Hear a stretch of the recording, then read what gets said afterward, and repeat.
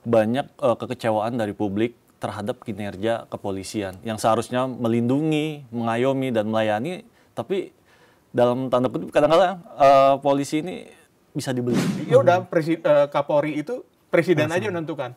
Kapolri pilihan saya ini. Apa main tunjuk aja, nggak ada demokrasi di situ, Bang. Kalau dengan adanya tes fit and proper test kan masyarakat bisa melihat, walaupun itu mungkin ya cuman formalitas aja. Dan biasanya kan presiden ketika memilih calon Kapolri itu kan jabatan politis ya, Bang ya. Ya, betul. Yang tentunya presiden juga punya perhitungan kenapa orang ini dijadikan sebagai calon Kapolri. Tentu ada pertimbangan-pertimbangan. Ada pertimbangan-pertimbangan. Halo Sobat Sindo, jumpa lagi di Sindoskop, sebuah perbincangan di balik isu-isu hangat bersama jurnalis Sindo News yang akan mengajak Anda melihat lebih jauh, beyond the headline.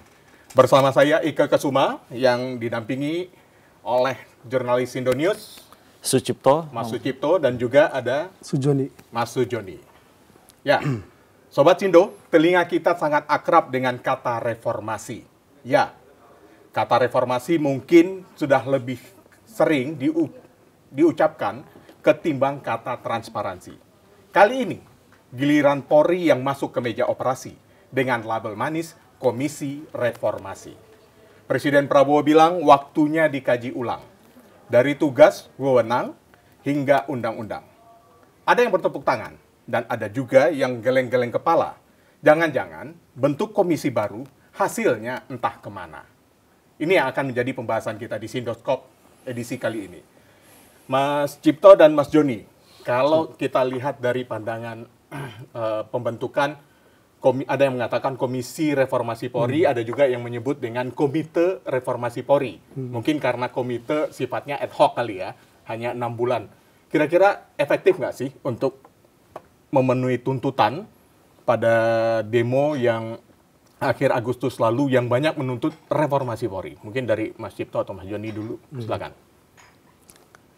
Kalau menurut pandangan kami sebagai jurnalis, pembentukan Komite Reformasi Polri atau kepolisian yang akan dibentuk oleh Presiden Prabowo Subianto diperkirakan pertengahan Oktober gitu, Bang ya. Ya.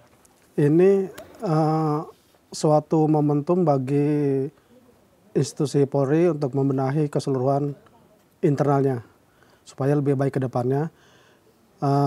Belum juga komite terbentuk dari Presiden Subianto, kemudian Kapolri Jenderal Listio Sigit Prabowo, dia membentuk tim transformasi reformasi Polri yang berisikan 22 perwira tinggi dan perwira penengah. Ya.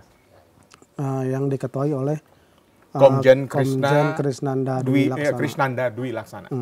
Yang juga menjabat sebagai Kalemdiklat Polri.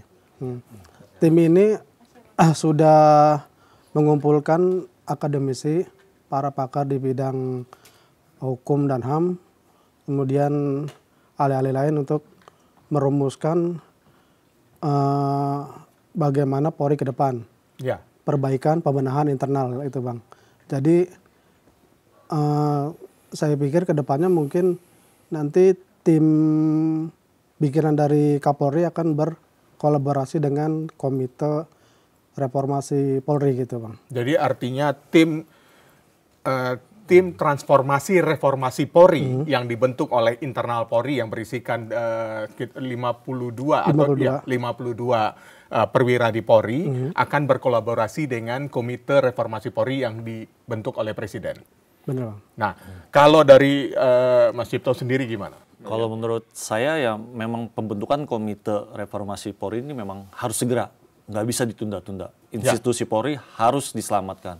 Karena banyak anggota-anggota kepolisian juga yang bagus-bagus, yang mempunyai jiwa, semangat untuk mengabdi kepada Ibu Pertiwi, kepada bangsa dan negara, tapi kemudian tertutup oleh oknum-oknum yang dalam tanda kutip tidak benar gitu. Banyak anggota-anggota kepolisian yang masih memegang teguh tribrata dan catur prasetya itu, gitu kalau menurut saya. Cuma kalau kita lihat ya dari usulan ini yang diamini oleh Presiden Prabowo ini kan yang menjadi puncaknya sebenarnya kan sudah lama ya digaungkan terkait dengan reformasi Polri.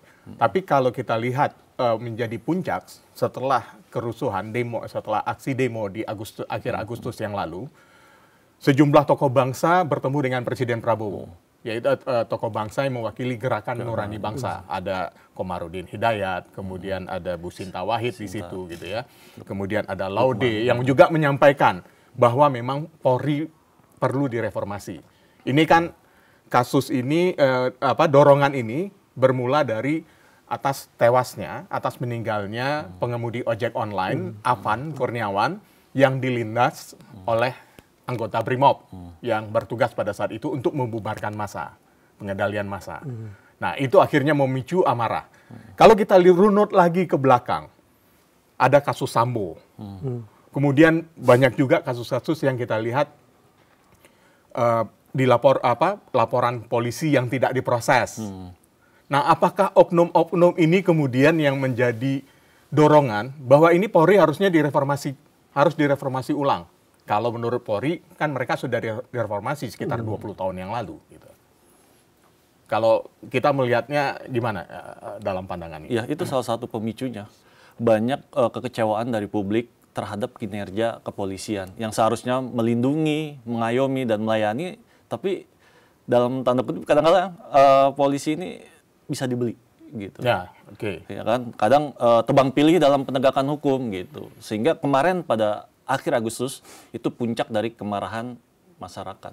Mungkin dari Mas ini. Sepakat dengan Mas Cipto, itu merupakan akumulasi, Bang. Akumulasi Jadi, sebenarnya ya, kita lihat. Kekecewaan masyarakat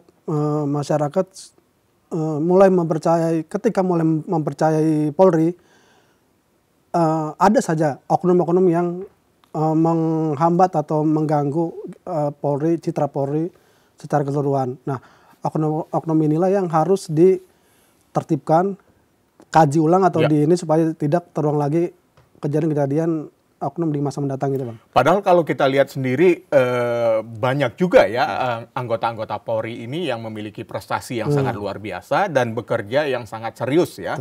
Sangat serius untuk seperti yang tugas tupoksi utama mereka mengayomi, melindungi Dan melayani. Sebenarnya banyak ya. Banyak. Jadi artinya gara-gara segelintir oknum ini, saya jadi ingat kata pepatah orang tua saya dulu. Rusak susu sebelah nggak gara-gara nilai setitik gitu ya. Ini memang yang perlu direformasi. Tapi kan ujung-ujungnya reformasi Polri ini berbicara soal apa yang diinginkan oleh sejumlah pihak, bahkan juga Presiden Prabowo juga akan mengkaji ulang katanya. Mulai dari tugas, wewenang, bahkan undang-undang Polri pun mau direvisi. Nah, kalau kita bicara bedah satu-satu nih dari tugas, kalau dari tugas mengayomi, melindungi dan mengayomi itu artinya sebagian yang polisi-polisi yang pintar ini yang memang bekerja serius ini benarlah mereka melakukan itu. Berbeda dengan oknum, segelintir oknum tadi. Nah, kalau dari wewenangnya perlukah dipangkas atau harusnya kita perkuat kalau dalam pandangan saat ini? Kalau nanti baru kita bicara soal revisi Undang-Undang Polri. Kalau menurut saya sih mestinya diperkuat, Bang. Jangan diperlemah. Karena bagaimanapun masyarakat itu masih membutuhkan Polri. Ya bayangkan saja kalau tidak ada polisi, kejahatan akan terjadi di mana-mana kan? Ya, betul. Jadi peran polisi di masyarakat harus diperkuat dengan menggandeng masyarakat sipil gitu, Bang. Jadi masyarakat sipil harus digandeng oleh pihak kepolisian. Seperti itu, Bang, pandangan saya, Bang. Oke, mungkin dari Mas Cipto. Dulu Presiden Gus Dur pernah bilang cuman ada 3 polisi yang benar. Ya kan? Betul. Patung polisi, polisi tidur, dan Jenderal Hugeng. Gitu. Karena saking jujurnya ya, kalau kita lihat, saya kembali mengingat sekilas yang pernah saya baca dari buku biografinya Jenderal Hugeng ini, bahkan hidupnya sangat miskin sekali pada saat itu. Saking lurusnya gitu ya. Gus Dur sampai mengatakan begitu. Nah, kalau kita lihat dari wewenangnya harusnya bisa kita perkuat. Kemudian ada yang mendorong nih. Ini kalau saya pribadi sebagai jurnalis juga tidak setuju. Kemudian ada yang mendorong. Ya sudah, kembalikan saja Polri itu di bawah TNI. Kalau abang-abangku berdua ini gimana? Kembali ke masa Orde Baru. Iya, kembali Ini ke masa Orde Baru. Sepertinya bakal dapat resistensi dari institusi Polri sendiri. Memang kan kalau sekarang kan berdasarkan Undang-Undang Nomor 2 Tahun 2002, Ya. itu Polri memang dibawa langsung presiden gitu betul. ya. Mereka memiliki kewenangan yang cukup luas lah gitu. Beda sama TNI yang di bawah Kementerian Pertahanan gitu. Kalau misalkan sampai polisi di bawah TNI, ini pasti akan menimbulkan resistensi dari institusi Polri sendiri. Atau jangan-jangan kebebasannya akan tim transformasi reformasi bentukan Polri ini untuk membatasi itu kayak jangan-jangan ya. Karena kalau kita lihat ya, berdasarkan pasal 2 sampai pasal 5 dari Undang-Undang Polri itu tadi ya, Bang Cipto tadi juga menyampaikan Undang-Undang Nomor 2 Tahun 2002 ya tentang Pasal kepolisian 8. Republik. Kalau pasal 2 sampai 5 itu kan sudah bicara tentang kedudukan dan fungsi Polri. Oh, iya. Polri disebutkan di dalam undang-undang itu sebagai alat negara di bidang keamanan dalam negeri. Kan sangat berbeda sekali dengan TNI yang tugasnya untuk pertahanan. Nah, dalam hal ini posisi Polri di bawah kontrol sipil agar tidak terlalu dominan atau multitafsir, termasuk relasi Polri dengan TNI. Jadi seharusnya memang harus ada pembatasan. Kalau kita kembali ke undang-undang seperti di Orde Baru, ini jangan-jangan akan lebih tumpang tindih lagi ya. Nggak ada lagi yang akan melindungi. Karena tadi mengayomi, melayani, dan melindungi. Tidak akan ada lagi yang melindungi masyarakat, melindungi rakyat. Terus kalau kita lihat dari tugas dan wewenangnya yang terlalu luas, mungkin ini bagian ini yang perlu kita diskusikan akan revisi atau gimana menurut. Kalau di pasal 13 sampai 15, tugas Polri meliputi hampir semua aspek penegakan hukum, pemeliharaan Kamtibnas, pelayanan masyarakat, bahkan intelijen keamanan. Nah, ini yang selalu dikritik menjadi super body. Nah, kalau abang-abangku berdua ini melihatnya seperti apa ini dengan apa namanya tugas dan wewenang yang dinilai terlalu luas yang super body ini. Tapi memang betul Bang, Polri ini memang institusi yang bisa dibilang cukup lengkap. Dari segi pertahanan aja, dia punya BRIMOB untuk pertahanan seperti TNI ya, untuk perang atau segala macam gitu ya. Terus untuk kalau TNI kan ada Angkatan Udara, ada Angkatan Laut. Nah, polisi juga punya Polairut. Ya. Jadi lengkap tuh. Terus kalau untuk penegakan hukum, polisi ada Bareskrim dan sebagainya. Terus untuk lalu lintas kan harusnya biasanya Kemenhub nih. Iya, betul. Dia punya lantas. Jadi memang cukup luas, cukup lengkap gitu. Dari segi anggaran juga mereka cukup besar. Bahkan dia nomor 2 kalau tidak salah itu di bawah Kementerian Pertahanan. Bedanya kalau Kementerian Pertahanan punya anggaran 166 triliun kalau nggak salah.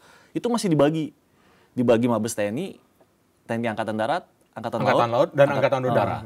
Kalau polisi tidak. Sendiri.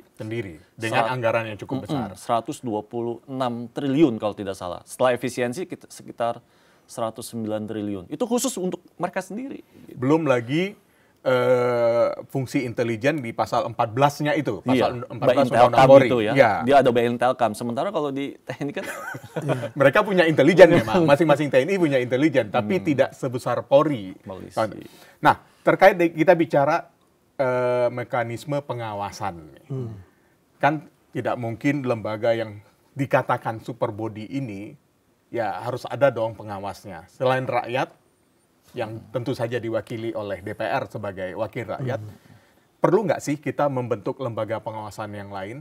Atau jangan-jangan seperti yang kita lihat sekarang dan banyak akhirnya dibicarakan oleh publik bahwa kan ada Kompolnas sebagai lembaga pengawas Polri, selain dari DPR tadi ya, ada Kompolnas. Sampai ada yang mengatakan, karena semua apa yang diamini oleh, apa yang dilakukan dan diucapkan oleh anggota kepolisian ini, diamini oleh Kompolnas, sehingga dianggap Kompolnas ini adalah sebagai juru bicara, bagian dari Polri. Nah, bagaimana sebaiknya ke depan kalau menurut pandangan abang-abangku ini? Kalau dari saya sih, mungkin Kompolnas harus diperkuat atau dipertajam Bang. Jadi harus lebih kritis terhadap institusi Polri. Dan ada satu lagi pengawas yang lebih hebat itu Bang, yaitu netizen sekarang. Jadi melibatkan betul, Bang. Pengawasan publik ya. Sekarang netizen itu udah seperti detektif. Jadi mereka mulai dapat informasi awal, tengah sampai akhir Bang. Mereka menyampaikan itu cukup dengan jarinya di medsos itu langsung gempar kemana-mana bang, dan itu viral, itu langsung ditanggapi sama kepolisian. Ketimbang ada kasus orang melaporkan ke Polsek, Polres atau ke Polda, Malah itu panjang itu ada di birokrasinya. mana, di lembaran yang kemana, Nah ke bener berapa bang, gitu ya. belum lagi ditumpuk-tumpuk kan, belum lagi kalau ada kasus lain yang misalnya receh atau apa, ya dibiarkan gitu. Jadi netizen ini dalam era digitalisasi ini pengawasan yang lebih efektif gitu bang. Itu harusnya juga diperkuat. Nah, itu harus Kalau diperkuat. dari Mas Vito, Betul, sepakat juga. Kompolnas harus diperkuat. diperkuat. Kalau kita lihat, kita akan memperkuat Kompolnas. Kalau bagian dari komposisi Kompolnas saat ini yang kita perhatikan ya, itu kan terdiri dari perwakilan unsur dari Polri ada, akademisi ada, masyarakat juga ada, tokoh masyarakat juga ada. Kan itu yang unsur-unsur yang ada di Kompolnas ini. Cuma kalau saya tidak salah dari perwakilan Polri itu ada 1, kemudian akademisi itu ada dua ya kalau saya tidak salah, kemudian tokoh masyarakat ada 2. Nah, perlukah diperkuat atau ditambah jumlahnya dari unsur tokoh masyarakat ini? Sehingga dari unsur internal Polri yang tadi kan biasanya banyak tuh Jenderal Benny Momoto sempat di Kompolnas kan dari internal Polri. Sekarang kan ada Ibu Ida Utari ya di Kompolnas. Perlu nggak sih? Ya udah, karena kita akan mengawasi Polri, yang unsur Polri-nya kita kesampingkan saja. Kita perbanyak dari akademisi dan tokoh masyarakat sebagai lembaga pengawas.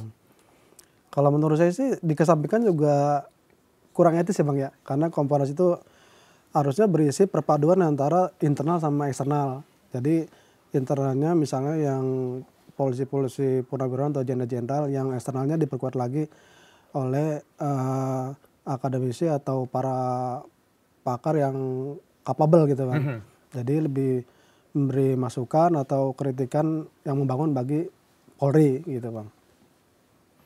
Kalau dari pengawasan DPR sendiri, menurut pandangan Bang Cipto?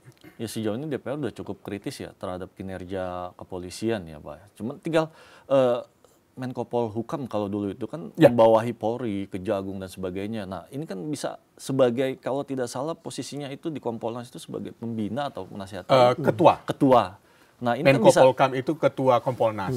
Yang lainnya ada baru yang dari 5 orang tadi, 1 menjabat sebagai ketua harian, merangkap anggota, baru sisa yang lainnya anggota. Peran Menko Polhukam ini harus diperkuat. Karena di Menko Polhukam sebagai ketua, kemudian di jajaran lapisan 2-nya kan ada dari lembaga-lembaga lain kan yang. Nah, kalau dari DPR sendiri sudah kuat tadi kalau Bang Cipto katakan ya. Sudah. Kalau kita lihat kalau sudah kuat, seringkali ada RDP, rapat kerja itu kan mereka juga mengkritisi. Atau jangan-jangan, tapi kan ada beberapa RDP yang juga kita perhatikan ya di dalam rapat kerja antara Komisi 3, Komisi Hukum dengan Polri ini, kemudian kadang-kadang kayak memberikan aplaus atas prestasi yang dipaparkan. Padahal tidak sesuai dengan di lapangan. Itu hanya segelintir oknum DPR, lagi-lagi kita bicara oknum. Jangan-jangan ada politik sandera lagi. Jangan-jangan ada politik sandera di situ ya. Kita tahu lah. Ya, kita karena kita tidak berada di dalam DPR, jadi kita nggak tahu lah seperti apa di dalamnya. Termasuk dalam hal-hal pemilihan Kapolri. Kan biasanya DPR langsung melakukan uji kelayakan dan kepatutan atau fit and proper test. Setelah itu kunjungan ke rumah, bertemu dengan keluarga. Itu kan tampaknya kayak, oh ya udah ini yang kita usung gitu. Apakah memang seperti itu idealnya? Atau jangan-jangan kalau memang dinilai tidak layak, ya sudah, kita cari penggantinya. Atau jangan-jangan kita terhambat. Kandidat yang dikirimkan oleh presiden kan selalu 1. Ini kan tujuannya yang bisa kita pahami adalah, jangan nanti siapapun yang terpilih, kalau dikirimkan kandidatnya lebih dari 1, nanti terjadi dualisme atau bahkan sampai 3 faksi di internal Polri sendiri. Sehingga DPR itu hanya tinggal melihat visi misinya saja gitu, hanya tinggal stempel aja. Nah, kalau abang-abangku berdua punya pandangan gimana nih? Agak berat gitu. Iya. Kalau itu kan biasanya presiden mengajukan ke DPR calon tunggal itu bang ya? Iya, betul. Mungkin ya kalau bisa sih 2 calon gitu bang ya, jadi bisa bisa dipilih dari dua itu mana yang terbaik gitu. Kalau calon tunggal ya mau nggak mau harus itu dong kalau Kapolrinya gitu. Nah, itu memang dilematis ya kalau dalam pandangan saya sendiri ya. Kalau dalam pandangan saya itu dilematis. Kalau dikirimkan calonnya dua, ternyata antara si A dan si B, DPR milih si A. Akhirnya faksi junior atau orang yang satu kubu dengan si A akan mendapatkan posisi penempatan yang cukup strategis lah. Saya tidak mau menyebut basah karena saya nggak tahu posisi yang basah di Polri itu di mana gitu ya. Cukup strategis. Sementara kelompok si B yang kalah tentu saja akan menempati posisi yang ya mungkin level-level yang terpinggirkan. Nah, ini kan akan terjadi perpecahan. Nah, kira-kira perlu nggak sih? Kayaknya udahlah. Presiden itu penunjukan Kapolri, karena itu memang hak prerogatif presiden, ya sudah, pilih saja. Karena ini mumpung, karena mau akan ada, wacana juga untuk revisi Undang-Undang Polri, ya udah, Kapolri itu presiden aja menentukan. Kapolri pilihan saya ini, gitu. Terlalu sulit, Bang. Terlalu sulit. Karena kenapa? Karena kan eksekutif ini kan mitranya Komisi 3, ya. Gitu kan. Kalau main tunjuk aja, nggak ada demokrasi di situ, Bang. Kalau dengan adanya tes fit and proper test kan masyarakat bisa melihat, walaupun itu mungkin ya cuman formalitas aja. Dan biasanya kan presiden ketika memilih calon Kapolri itu kan jabatan politis ya, Bang ya. Betul. Yang tentunya presiden juga punya perhitungan kenapa orang ini dijadikan sebagai calon Kapolri. Tentu ada pertimbangan-pertimbangan. Ada pertimbangan-pertimbangan yang bisa bisa dikatakan buat membackup nanti perjalanan pemerintahan presiden ke depannya gitu. Iya. Ini ada juga yang cukup krusial terkait dari undang-undang Polri ya. Kan jabatan Kapolri itu kan tidak tercantum batasannya di dalam undang-undang. Nah, perlu nggak sih? Itu yang perlu dibatasi. Kalau yang terjadi saat ini kan sampai 4 tahun. Iya, betul. Yang sekarang berjalan sehingga tidak terjadi regenerasi. Itu dia. Karena kan kalau kita lihat di pasal 11 dan pasal 30 ya di Undang-Undang Polri, itu Kapolri diangkat dan diberhentikan presiden dengan persetujuan DPR. Nah, artinya di sini tidak ada batas yang mengatur pengaturan yang jelas soal batas masa jabatan Polri. Ini kan jadi rawan dipolitisasi. Betul. Ya. Perlu nggak sih sebenarnya kita cantumkan masa jabatan sangat perlu sekali. Kapolri itu? Iya. Sangat perlu untuk membatasi masa jabatan Kapolri itu perlu sekali supaya ada regenerasi juga. Karena kan biasanya orang kalau seandainya terlalu lama menjabat pasukannya terlalu banyak. Menempatkan posisi-posisi. Pasukannya terlalu banyak. Jadi kalau ingin melakukan kudeta bisa aja gitu. Tapi ada kudeta nggak sih kalau Polri seperti yang dilakukan TNI kita lihat di negara-negara lain gitu. Berat ya. Berat. Tapi memang perlu ada pembatasan itu. Sebab Kapolri yang sekarang ini adalah Kapolri yang terlama dalam sejarah Indonesia. Dalam sejarah kepemimpinan di Korps Bayangkara.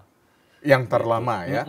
Dan kan kasihan juga tidak berjalan regenerasi. Angkatan-angkatan yang di atasnya itu kan yang bagus-bagus akhirnya tidak muncul, tidak terpilih gitu. Karena pertimbangan politis akhirnya sosok si A yang akhirnya dimunculkan gitu. Nah, di tim kita juga nih Bang Cipto dan Bang Yoni ya. Tim kita juga sedang melakukan, ada yang melakukan wawancara dengan Komjen Polisi Krisnanda Dwi Laksana, Kalem Diklat, dan juga sebagai Ketua Tim Transformasi Reformasi Polri.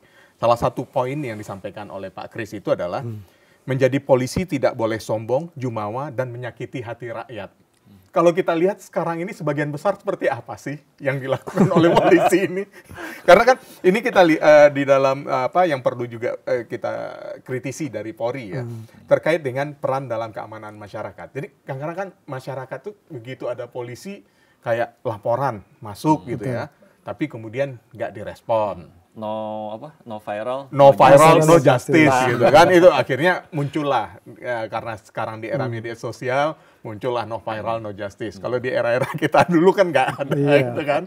Nah, perlu nggak sih kita menegaskan orientasi polisi itu bukan hanya sekedar law enforcement, tapi juga community policing. Kan kita lihat polisi-polisi di luar negeri itu kok kayaknya akrab banget gitu ya dengan masyarakatnya gitu.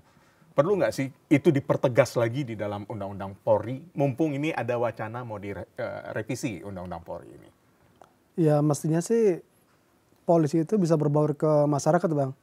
Jadi adanya revisi Undang-Undang Polri ini menjadi momentum polisi untuk berbenah, memperbaiki diri. Jadi polisi harus berada di tengah-tengah masyarakat yang mengalami kesulitan gitu, Bang. Ya. Hmm. Kalau kita banding kita lihat berada di tengah-tengah masyarakat ini, kan sebenarnya ada dari TNI ada yang namanya Babinsa, kemudian di Polri Babin Kamtibmas gitu ya. Itu kan juga yang sebenarnya penempatannya berada di yang dekat dengan masyarakat. Di setiap kelurahan itu kan mereka selalu ada perwakilan. Efektif nggak sih kalau Bang Joni dan Bang Cipto melihatnya itu? Penempatan anggota-anggota yang bertugas sebagai Babin Kamtib itu? Kalau sekarang sih mungkin efektivitasnya kan dilihat dari masyarakat. Ketika masyarakat itu banyak keluhan, berarti si petugas itu tidak terlihat di lapangan gitu, Bang. Maksudnya itu intensitasnya sesering mungkin mengunjungi masyarakat, misalnya di Polsek membawahi beberapa kelurahannya. Mereka harus ngontrol ke tiap-tiap kampung atau kelurahan itu. Jadi sosialisasi ke masyarakat. Mungkin itu yang dirasa kurang dan juga mungkin keterbatasan petugas atau apa. Jadinya mereka jarang gitu intens dengan masyarakat, Bang. Ya, kalau menurut saya peran Babin Kamtibmas ini sangat penting ya. Selain juga untuk keamanan masyarakat, juga untuk deteksi dini terhadap kemungkinan ancaman, gangguan keamanan seperti terorisme. Kalau waktu zaman Orde Baru itu, itu Babin Kamtibmas dan Babinsa itu sampai mengetahui secara detail ini satu rumah, berapa orang, terus ketika ada punya berapa peliharaan ayamnya ada berapa, itu sampai sedetail itu. Bahkan tercatat jam berangkatnya berapa, jam berapa, pulangnya jam berapa gitu. Bukan hanya satu orang saja kepala rumah tangga, tapi semua detailnya seharusnya mereka punya ya. Artinya sebenarnya mereka itu tidak hanya sekedar hanya keliling-keliling seperti patroli, tapi ya fungsinya sebagai bayangkara pembina kan sebenarnya. Babin itu kan bayangkara pembina. Artinya mereka juga ikut terlibat berbaur dengan masyarakat setempat. Betul. Ya. Bukan menjadi dalam tanda kutip backing. Ya betul, bukan adalah backing. Nah itu poin-poin yang sebenarnya juga harus kita perkuat. Artinya tupoksi ya tugas dan kewenangannya bisa kita perluas, kita berikan perluas kepada Polri ini, tapi pelibatan publik sebagai pengawas juga harus ya. Betul. Jadi bukan hanya sekedar Kompolnas saja yang menjadi pengawas mereka. Sebenarnya juga kan di polisi sudah ada Itwasum ya kan. Ya. Sebenarnya itu kalau memang diisi oleh sumber daya yang kompeten, itu juga sebenarnya udah cakep, Bang. Gitu, udah cukup gitu. Makanya penunjukan Pak Komjen Pol Krisnanda ini sebagai ketua tim transformasi reformasi Polri ini ya menarik. Karena dari 52 perwira yang ditunjuk, dia adalah yang paling senior. Dia Akpol 1989. Ya, betul. Meskipun dia dari background-nya lantas kalau tidak salah. Background latar belakangnya dari lantas. Tapi dia juga salah satu, kalau nggak salah, pernah membuat buku yang berisi tentang transformasi polisi masa depan. Dan kalau saya tidak salah, di dalam bukunya itu juga bercerita tentang community policing. Nah, itu. Di dalam bukunya Pak Kris itu. Ya, itu sejalan dengan, kalau saya tidak salah, dengan mata kuliah atau disertasinya Pak Krisnanda. Ini kan memang polisi yang sekolahan dalam tanda petik ya menurut saya ya. Komjen Kris ini udah profesor gitu. Doktor saja diperoleh Pak Kris itu kalau saya tidak salah pada saat menjabat Kombes waktu itu di Dirlantas Polda Metro Jaya. Doktornya gitu. Karena saya pernah diajari sama Pak Kris dengan gaya dosennya soalnya. Salah bertanya, kemudian saya ditanya balik tentang hukum. Dan itu dijelasin panjang lebar. Waduh, salah tanya nih saya. Itu yang paling bahaya. Nah, kita kembali lagi ke Komite Reformasi Polri yang akan dibentuk Presiden. kan kabarnya akan segera dilantik. Ada yang menyebut pertengahan Oktober. Kemarin sempat beredar isu kemarin sore akan dilantik bersama sejumlah wamen, tapi nggak jadi.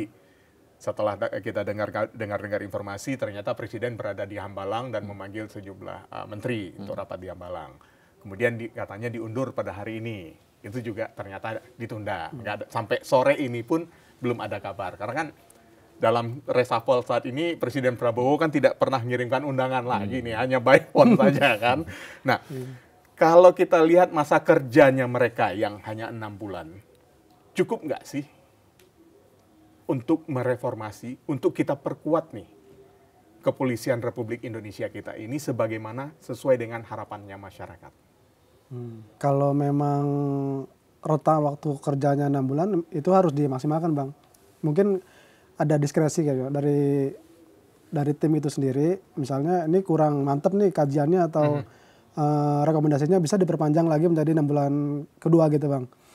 Tapi yang pasti sih Komite Reformasi Polri ini harus memberikan masukan, kritik, dan diaplikasikan dengan nyata gitu, Bang. Jadi jangan hanya sekedar catatan aja atau poin atau kertas aja gitu. Jadi ya, yang harus diaplikasikan dari Komite Reformasi Polri itu langkah nyata dari isi rekomendasi atau petunjuk itu. Jadi Polri ini harus bagaimana gitu, Bang. Nah, kalau tiba-tiba salah satu poin rekomendasinya adalah mengganti Kapolri, ini gimana? Berat. Bang Cipto. Itu kan hak prerogatif presiden ya. Tinggal political will-nya aja deh. Political will-nya saja ya sebenarnya. Butuh keberanian. Karena kita tahu kan Pak Kapolri yang sekarang ini kan merupakan bisa disebut banyak yang menyebut orangnya presiden sebelumnya, gitu ya. Dari presiden sebelumnya. Karena memang berawal kenal dengan Pak Jokowi pun, Presiden ke-7 Republik Indonesia Joko Widodo pada saat Pak Jokowi sebagai wali kota Solo. Pak Kapolri saat ini masih pangkat kalau di Solo tuh Kombes atau AKBP ya? Kombes ya. Kombesnya masih Kapolres Surakarta. Artinya disitulah pertemuan kedekatan mereka. Apalagi di tengah polemik ijazah itu kan perlu ada yang membentengi juga. Karena gini loh. Saya sempat selentingan mendengar juga ya cerita-cerita ya, kalau saya menyebutnya inilah ya, gojali. Apa tuh gojali? Gosip jalanan liar. Gosip? Ada yang mengatakan Presiden Prabowo ini sebenarnya ingin ganti Kapolri, tapi agak khawatir hubungannya dengan Jokowi jadi rusak. Makanya bentuklah tim Komite Reformasi Polri. Nanti salah satu rekomendasinya adalah penggantian Kapolri.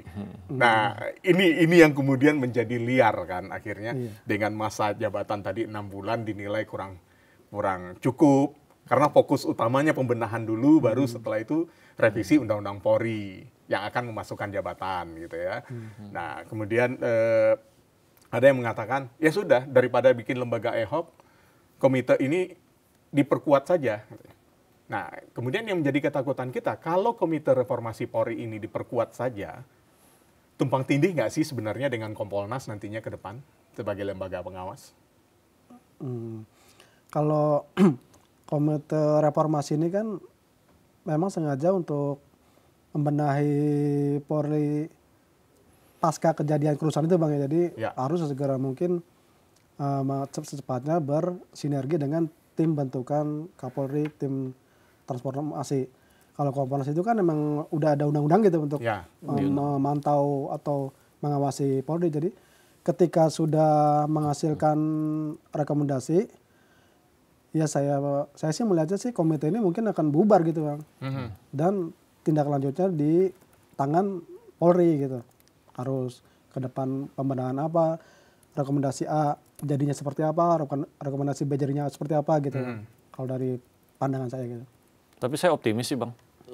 Waktu 6 bulan itu cukup, apalagi kalau tidak salah anggota komite itu terdiri dari orang-orang yang cukup kompeten ya, seperti Pak Mahfud. Ya, kan? Nama yang beredar ada Pak Mahfud, Pak Jimli Asidik.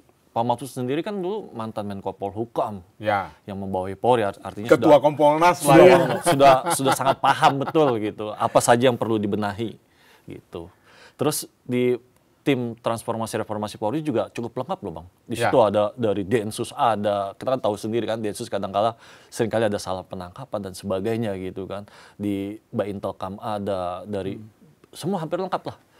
Jadi sebenarnya sih kalau dilihat dari sisi positifnya itu tim yang dibentuk Kapolri ini memang untuk menjembatani ya Bang ya. Dengan komite reformasi Polri ini. Dengan komite reformasi Saya sih Polri. optimis bisa lah 6 bulan ini. Kemudian kalau ada dorongan, ini saya mengacu pada yang lama ya, yang sebelumnya yang sempat beredar terkait reformasi Polri. Tadi kita bicara soal perlu nggak sih Polri ini kembali ke bawah TNI aja gitu ya. Ya, kemudian kita sepakat itu sama aja kita dengan Orde Baru gitu ya, tidak ada bedanya. Tapi kemudian kan setelah itu kan beredar juga nih Kemendagri. di bawah Kemendagri. Apalagi sempat mencuat pada saat di masa pemerintahannya Presiden Jokowi, Mendagrinya Pak Tito, yang mana sebelumnya Kapolri gitu. Kalau bawah Mendagri, menurut abang-abangku kuat nggak sih? Karena kalau kita lihat, kita bandingkan ya, yang di bawah Kementerian Dalam Negeri itu kan contohnya Malaysia. Polisinya kan berada ini ya, PDRM itu, Polisi Diraja Malaysia itu kan berada di bawah Kementerian Dalam Negeri. Nah kalau untuk di kita, di Indonesia perlu nggak sih kita Ya memang melakukan ini? yang cocok memang di Kementerian Dalam Negeri karena urusan polisi itu urusan dalam negeri. Kalau untuk keluar pertahanan kan ada TNI. Ada TNI. Untuk diplomasi dan sebagainya itu kan ada Kemlu. Gitu. Jadi memang kementerian yang pas memang di Kementerian Dalam Negeri, Bang. Gitu. Artinya kalau memang berada di bawah Kementerian Dalam Negeri, artinya nantinya akan menjadi desentralistik dong. Karena kan masing-masing Kapolda akan berada di bawah gubernur. Atau gimana? Kalau kita berasumsi nih ya, kita mengandai-andai ini Menjadi mitra aja. menjadi mitra saja ya. Membackup Pemda.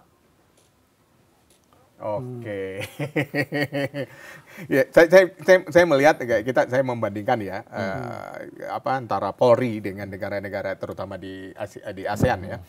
Kalau di Indonesia kan ciri khasnya Polri itu adalah kesatuan nasional yang berada di bawah langsung di bawah presiden. Sementara kalau di Malaysia itu memiliki hubungan erat dengan Kementerian Dalam Negeri. Ada pasukan khusus yang juga mengurusi perbatasan, mirip juga dengan TNI, karena yang mengurusi perbatasan di Malaysia juga TNI. Atau kalau kita lihat di Singapore Police Force, itu mereka sangat fokus pada pencegahan kejahatan. Ya, fokus utamanya mereka. Selain menjaga ketertiban publik, keamanan dalam negeri, dan pencegahan kriminalitas. Kalau di Royal Thai Police, ini sangat sentralistik, namun sering dituding terlibat politik. Ini yang kita khawatirkan. Jangan sampai terjadi di Polri kita. Karena kalau Polri sudah terlibat politik, contohnya pilkada aja, bubar itu semua. Tidak ada lagi demokrasi di negara kita. Tapi aroma-aromanya udah kelihatan. Aroma-aromanya udah kelihatan ya. Ya istilah-istilah yang beredar ramai kan. Partai coklat. Sempat beredar Itu kan partai coklat gitu ya. Sudah ada indikasi bahwa ini bakal ke arah sana kan. Perlu gitu. nggak sih kita dibatasi ruang geraknya anggota Polri ini supaya tidak tercium lagi aroma-aroma partai coklat itu di masa-masa pesta demokrasi kita yang akan datang? Ya, saya pikir ini juga jadi kajian di tim itu, Bang. Di tim yang berkolaborasi itu, bagaimana tidak melibatkan polisi di tiap pilkada gitu, Bang. Ya. Jadi polisi harus netral jika tidak mau dibilang parcok gitu, Bang.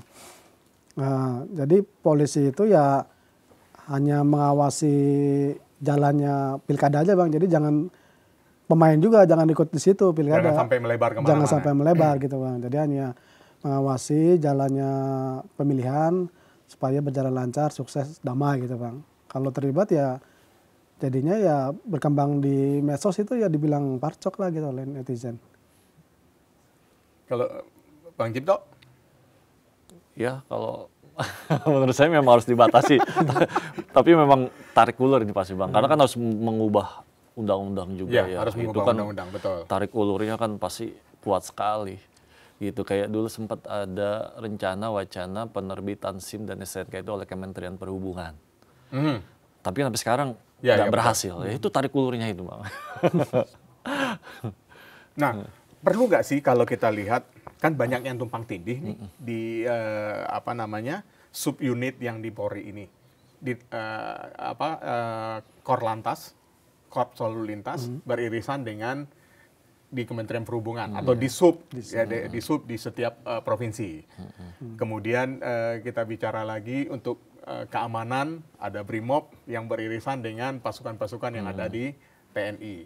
Perlu nggak sih? Ya udah kita fokus aja polisi satu atau dua subunit ya, atau direktorat atau mungkin maksimal 3 dengan membuang yang beririsan tadi. Udah mereka fokus di situ saja. Misal seperti di Krimum, Bareskrim, di bawah Bareskrim itu kan ada Krimum, ada Dirpidektus, ya. Kemudian ada unit lain, kemudian Intelkam, ya, hanya bicara karena fungsinya juga dekat dengan masyarakat, artinya dia harus mengetahui untuk mengatasi aksi-aksi terorisme, untuk antisipasi aksi terorisme yang akan muncul gitu. Kemudian ada satu unit lagi gitu gitu, sehingga yang lain seperti Polairut, ya sudah itu kan beririsan tuh gitu. Ya pengawasan laut dan udara itu kan wilayahnya sudah ada masing-masing. Kemudian yang BRIMOB ya sudah itu dilebur saja ke TNI gitu kalau memang ya, akan diperkuat. Sehingga yang polisinya cukup dari hanya segelintir unit saja yang benar-benar dekat dengan masyarakat gitu. Kalau abang-abangku berpendapat gimana nih?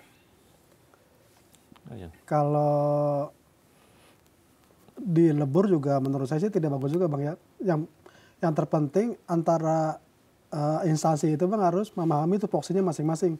Ya. Jadi ketika polisi di jalan raya atau Polantas ya tugasnya dia mengatur lalu lintas.